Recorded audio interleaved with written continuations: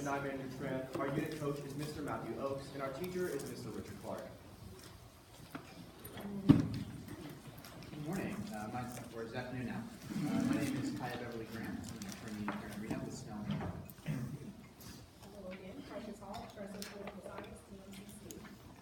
Good afternoon, my name is Bridget Robb. I am the presiding judge at the Federal Division of the Second Judicial District Court here in Washington. And good afternoon again, Mayor Barlow, Chief General Counsel for the school district. All right, Unit 3, we have chosen question number 3 for this afternoon.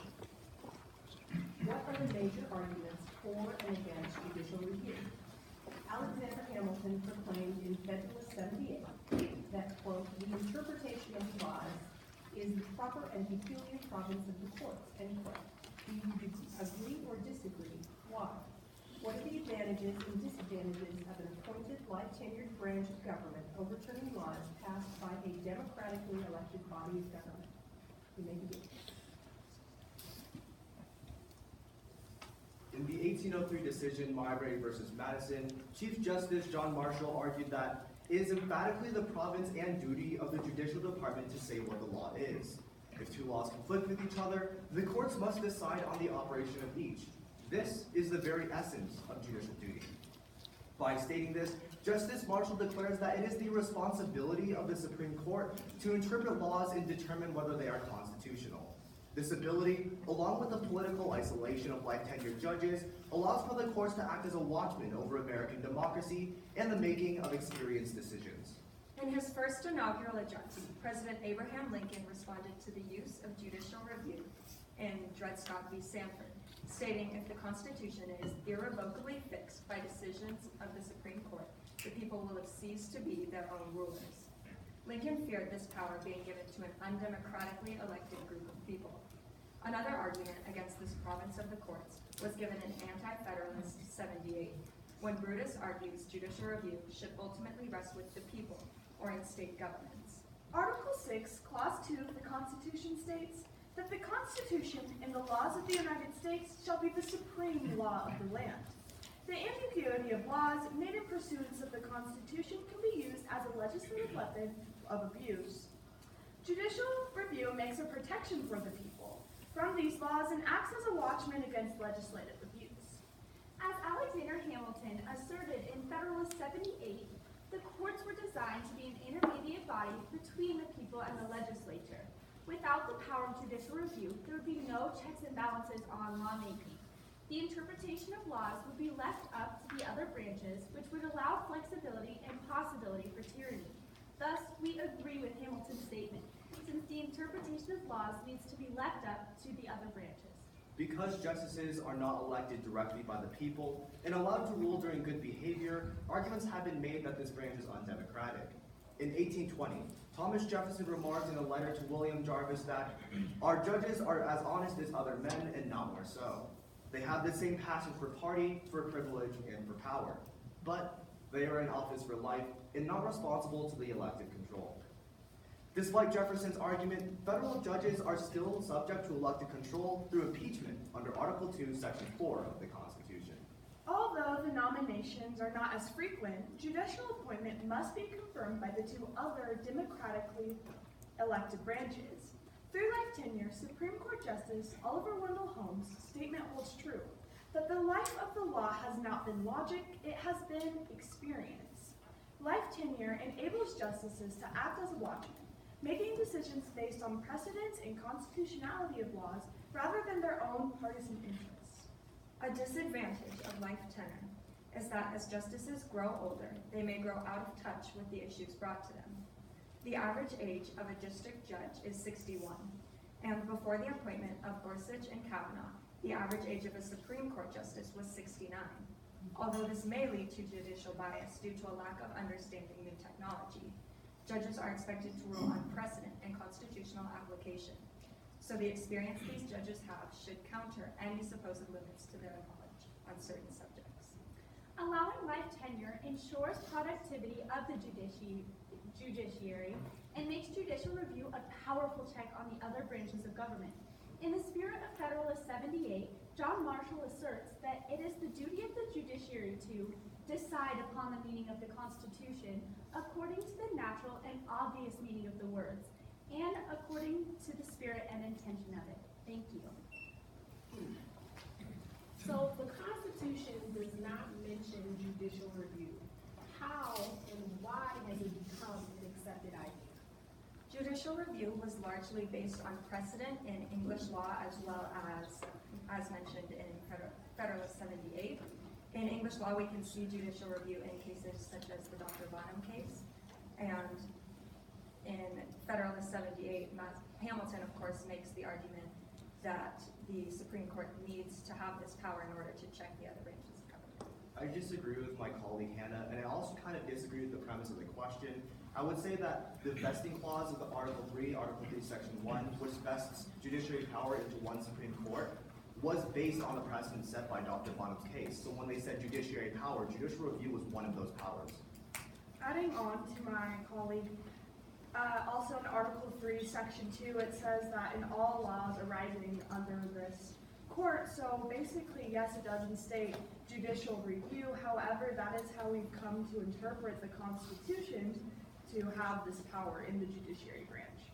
I disagree with my two colleagues and agree with Hannah because many historians argue that because Thomas Jefferson and Justice Marshall were cousins, they grew up with a lot of feuds, and in retaliation, Justice Marshall solidified judicial review in the ruling Marbury v. Madison as a retaliation of their former feuds.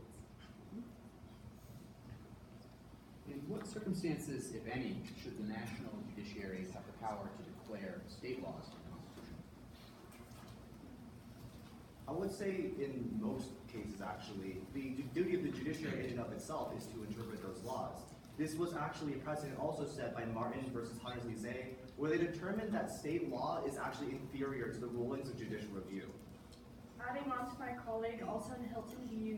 U.S., which was a judicial review case that they didn't really know if they had the power yet. However, they deemed that the carriage tax on the state, if they did have this power, they would rule it unconstitutional. So it's just kind of them giving that check on the states as a whole. Additionally, under Article 3, the original jurisdiction of the Constitution states that the Supreme Court has the opportunity to hear the case for the first time, whether that came from the state level or even from a circuit court. Should the executive and legislative branches, as well as the judiciary, have the power to declare what the Constitution means? Why or why not? I would say no, simply because it is the job of the judiciary branch to interpret the laws. Recently, I just took my Nevada civics exam, and when it was asked what the judiciary branch is, the answer was to interpret laws. So this is the common basis that we give the youth of the United States. So it's not the job of the executive or the legislative to do that. It is strictly the judiciary branch. I agree with my colleague Kathy. Lee Drutman of Vox actually issued an argument stating that the judiciary is kind of unpredictable in its current state, making that an argument against judicial review and like tenure. But I would say this is actually an argument for judicial review, since if we make sure that the judiciary is not guessable to the actions of the legislature, then their power is truly powerful. I would like to agree with both of my colleagues. In Federalist 48, Madison makes the argument that without checks and balances such as judicial review, the Constitution would be a mere parchment barrier and would be able to be checked by legislative and executive orders. So you just talked about checks and balances. How is the concept of judicial review related to the concept of checks and balances? The judiciary serves as a powerful check to the executive branch because it decides what is constitutional and what is not. However, it is the duty of the executive to follow through with the decisions of the courts, and this can be seen that it doesn't always happen in Worcestershire v. Georgia, where Andrew Jackson said, "You've made your decision, now let me see you enforce it." Another example is ex parte Meriam, when Abraham Lincoln suspended the writ of habeas corpus, even though that is unconstitutional. I disagree with my colleague Georgia. Erwin Kamarinsky, a constitutional scholar, wrote in 2004 that the judiciary can actually enforce their actions by dismissing cases by the same action. For instance, in the United States, we ruled in U.S. versus Lopez that a law getting rid of guns within 1,000 feet of school zones was unconstitutional. Now, if a policeman were to arrest somebody on the basis of that law, the court can simply dismiss the case. Adding on to my colleague, the court ruled from a Texas case that a homosexual law in Texas was unconstitutional through the Equal Protections Clause of the 14th Amendment. So that's also just some of like the checks that like through the state legislature that they went through, and then it went up to the Supreme Court for that check. How are judges, when it comes to judicial review, affected by political ideology or Overall, the judiciary branch isn't really supposed to be affected at all by any kind of like political parties or partisanship whatsoever, because giving that like neutral body, for example, Justice Kavanaugh, he just ruled for Planned Parenthood instead of against it. May I finish the question? Okay.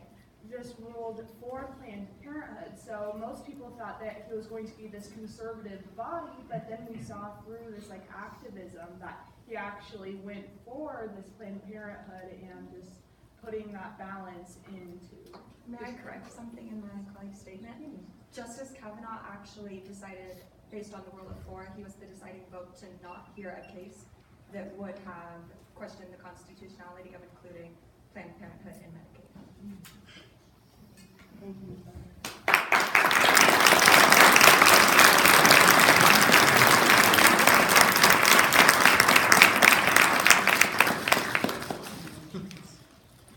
Remarkable teamwork, while at the same time not agreeing with one another. That actually was new purposes. The discourse here was elevated, you answered the questions. Very impressive. Thank you. Thank you. I echo everything that my colleague has said. I think it is great that you were not afraid to disagree with each other, because at the end of the day, there's no quote unquote right or wrong way. It's all about the information that you use. And Andrea, I give you another shout out. You checked my question again. If it were just me and you in here, we could have had a whole conversation about that first question. But I think that's commendable, because there's no right way to answer the question. So even if you think what I've said may be inappropriate, give me the reasoning behind it. And I think you all did an excellent job disagreeing with each other respectfully and showing your knowledge right away. Great across the board. Obviously very well prepared, very well spoken. I loved your challenging of the question, especially when you followed through with some thoughtful remarks. Not to overly focus on you, I also appreciate your Chemerinsky side.